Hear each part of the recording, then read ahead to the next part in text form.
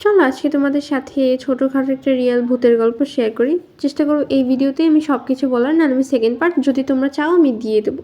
তো মেন ঘটনা হচ্ছে, আমি আমার এক বড় আপুর কাছ থেকে শুনেছি, দুইটা মেয়ে আর কি একসাথে মেডিকেল হসপিটালের হোস্টেলে পড়াশোনা করতো। তারা বেশ চঞ্চল ছিল দুইজনে, যেহেতু অনেকদিন যাবত একসাথে পড়াশোনা করতো, তারা খুব ক্লোজ ফ্রেন্ড ছিল। কোনো এক কারণবশত একটা মেয়ের আর কি ওই হোস্টেল থেকে চলে যেতে হয় তাদের বাসা, যেহেতু তাদের কোনো পারিবারিক প্রবলেম হয়েছিল সেজন্য। তো অপর মেয়েটা বেশ অনেকদিন যাবত একা ছিল ওই হোস্টেলটায়। তো একা থাকার কারণে আর কি অন্য একটা মেয়েকে তার রুমে শিফট করা হয়, যে সে মেয়েটা আজ থেকে তার রুমে থাকবে।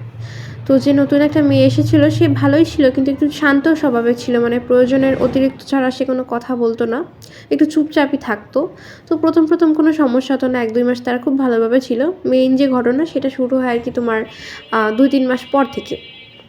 তো এরই মাঝে আবার তাদের আর কি হসপিটালে একটা প্রবলেম ফেস করতে হচ্ছিলো সবার, যে মর্গে যে লাশগুলো রাখা হয়, তো লাশ আর কি দেখাশোনার দায়িত্বে যারা থাকে তারা প্রতিদিনই এটা খেয়াল করতো যে তোমার কোনো লাশের হাত নাই, কোনো লাশের চোখ নাই। যেহেতু এগুলো হতো, তো সবাই ব্লেম করতো যারা লাশ আর কি দেখাশোনা করতো তাদের ওপর, কিন্তু তারা কিছুতেই কিছু বলতে পারতো না। তারা নিজেও আর কি অবাক ছিল যেটা কীভাবে হচ্ছে, যে প্রতিদিন কোনো না কোনো পার্টস আলাদা হয়ে যাচ্ছে, তারা ঠিকভাবে দেখে শুনে সেটা সেখানে রাখতেছে। তো ওইদিকে আমি পরে যাই, যে নতুন মেয়েটা আর কি এসেছিলো তার একটা স্বভাব ছিল যে সে রাত 2টা থেকে 3টার ভিতর ওয়াশরুম যেত প্রতিদিনই ওই একই টাইমে, আর তার বের হতে 1 ঘন্টা আর কি সময় লাগতো ওইখান থেকে।